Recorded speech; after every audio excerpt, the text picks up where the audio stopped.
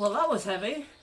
Hello there and welcome to this week's Granny's Garden. Well, this week it's an unboxing of all my summer flowering bulbs and perennials. Now, in actual fact, I received this box last week, but I was so busy with seed sowing and pruning that I just hadn't got time to slot another project into the agenda. So I put this down in a very dark, very cool basement, and this week it's on the agenda. About 90% of the contents of the box are going to go in this flower border, which is mainly all types of bulbs and flowers, or at least it will be, and some perennials. It can be seen from all angles. I'm on the steps now. It can be seen when we have our dinner up there, which is very, very often in the spring and the summer and the autumn indeed. And when you come along the hidden patio path,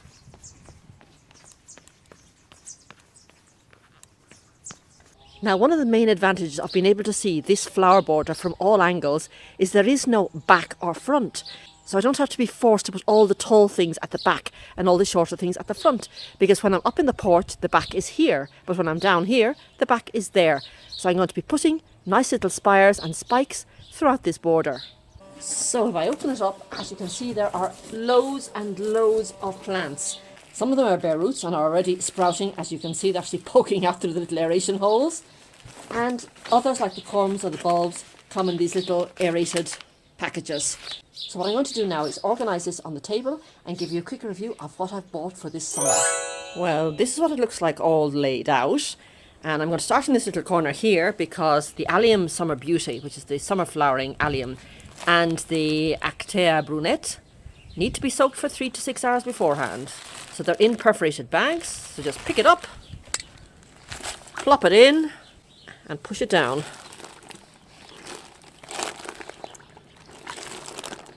And that way I'll come back this afternoon and plant those. Those will be grand. The water will soak into those now through the air holes. I've taken the duplicates off the table so it's easier to see them. Now, for the first time in this garden, I'm planting lilies.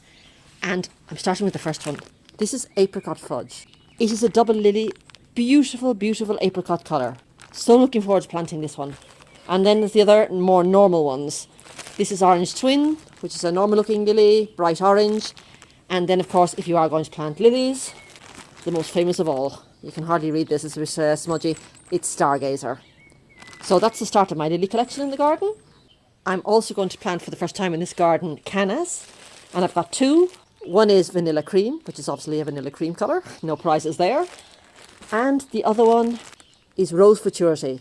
Now, what I like about rose futurity, apart from the colour, it's not a garish red, it's not like a reddish pink. What I love about this one is its foliage. Its foliage is absolutely lovely. It's a burgundy colour, and the flowers set so beautifully against this dark foliage. Really looking forward to seeing that one. Then I've got two oriental poppies. This one is Patty's Plum, and this one is Perry's White. Again, absolutely no prizes to guess that the Patty's Plum is a plum colour and the Perry's White is a white colour. As regarding dahlias, I've got a bit of a mix of everything. This one, the Arabian Night, I just love it. I think the colour is absolutely gorgeous and the flower is almost perfection. This rich, rich, deep red, I just love it. Then, a bit of fun. This is a semi-cactus. It's the Bora Bora. And then, of course, I've got my butterfly ones. The Happy Butterfly and the Night Butterfly. Now, I remember growing up in Ireland in the 1960s and 70s, and I have to admit I fell very much out of love with dahlias. And the reason was that people were planting dahlias just to see how big their bloom could get. They all seemed to be this dinner plate type dahlia, and you'd get ordinary little gardens. Instead of planting nice variety of things, they were planted with dahlias, and you'd get these massive big bamboo stakes holding up this single head, because of course they would pull off the side blooms to make the energy go up to that one single bloom. And for me, from an aesthetic point of view, it was so ugly. Nowadays, thank goodness, people look at dahlias for what they are. They've got a massive range of types. You've got the collarets, you've got the single, you've got the doubles, you've got the pom-poms, you've got the cactus. You could not like them. So I've fallen back in love with dahlias. Now, the other one I want to show you is Cardioquinum giganteum. Let's have a look at it. That's right. Now, this is the giant Himalayan lily, and I've got 9 of these, and the idea is I want to plant 3 groups of 3, and not in my flower border, but I want to plant them in the shrub border, just poking out each year higher than the surrounding shrubs, or mingled with the surrounding shrubs, depending on the height of each one.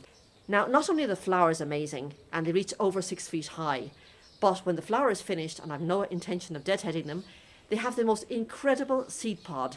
It is like something out of Jurassic Park. You'd even think they were meat eaters, like a carnivorous plant. So I'm so looking forward to seeing that in the autumn. This one, which has been soaking for the last 6 hours, is the Actea brunette. And it's probably going to go, again, not in the shade border, which not in the flower border, it's going to go down into the woodland area, because it does prefer a dappled shade. And it's got lovely white spikes, which go about 4 to 5 foot high. And again, dark foliage. I love the contrast between something light in a flower and dark foliage. I love dark foliage, whether it's the bronzes or the reds or even the really, really dark greens. I just love the contrast. Time to get to work. So I'm going to leave the clean hands behind and start getting dirty. This is a peat-free medium. Just keeps them nice and moist until they get planted. Right, well there's the roots. Here are the little shoots. Now, this doesn't have to be very deep at all. All you need to do is keep the surface growth above the surface. Now with some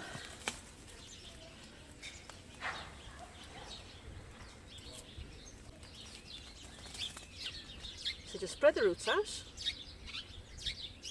First thing you do is stick in a marker, because with perennials, until they actually take hold, it's damn difficult to know where they are, and you end up standing on them or trotting on them.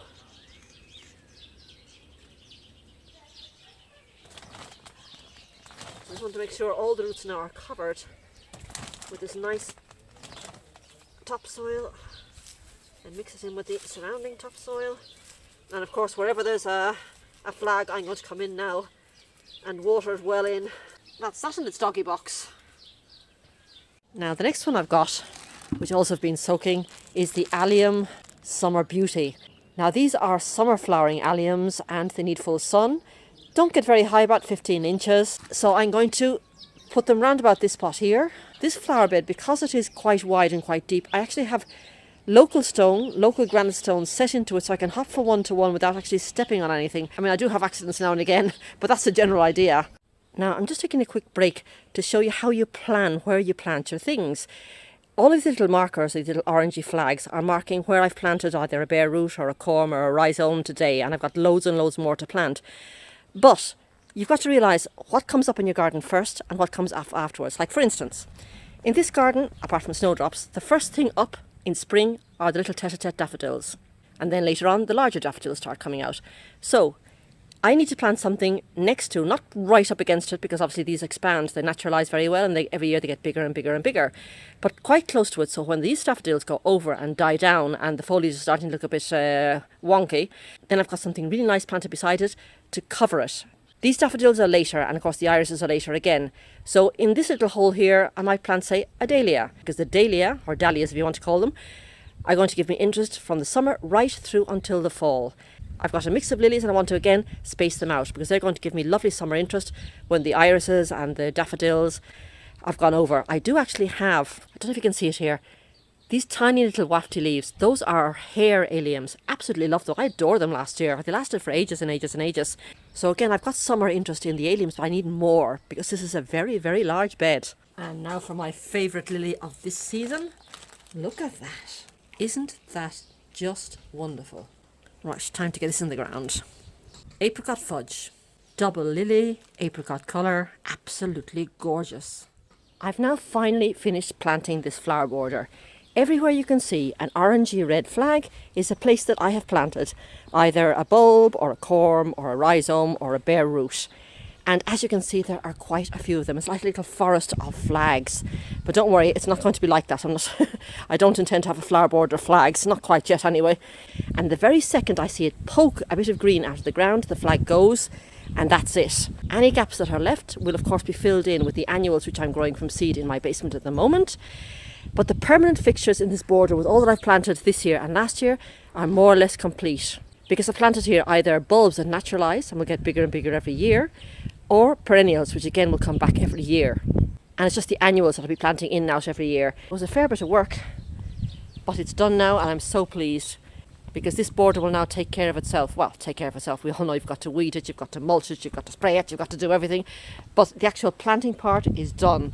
It's taken 2 growing seasons, last year and this year, And I'm just looking forward to seeing it now mature and grow over the next 4 to 5 years. I need to hop in out to the basement to get one last set of bulbs planted. The Acidentera murieli is the Abyssinian gladiolus. And the little corns here, 20 of them. But I'm going to be able to plant all of them inside this little 28 centimetre diameter pot. Now they've got to be planted about 10 to 15 centimetres deep. So I've left the soil at the moment down here. To plant these now with the pointed side upwards, the roots downwards. I'm going to be planting them very close together because these are just literally for the growing season, because I'll be lifting them then and leaving them here in the basement to pass the winter. Next year I'll probably leave them in the same container, and then the following year what I'll do is lift them completely and just change out the soil to give them some nice fresh soil. First of all, I just want to get them right way up, and then we'll start spacing them a little bit better. There's a nice fat one, put that in the middle, pride of place. Don't want them touching, but I don't want them that far apart either. So that's about it, and all I've got to do now is to put soil on top.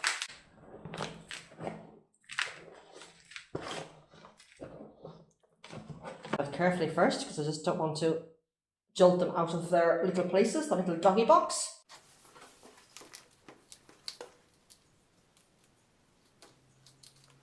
Now this is not frost hardy, as I said, so what I'm going to do now is give it a good watering in, and then I'm going to take it outside. It's nice and sunny, but I'm going to be taking it in the evenings until I can leave it outside all the time, which will be probably around about the 7th to the 10th of April, in or around. Now, while we are down here in the basement, look at this. These are the Tachinaste rojo, this volcanic, very unusual, very rare plant. Look at the seedlings. I don't know if you can appreciate it in the camera, but they're not like normal seedlings. They're like fuzzy. Both the stems and the leaves are fuzzy.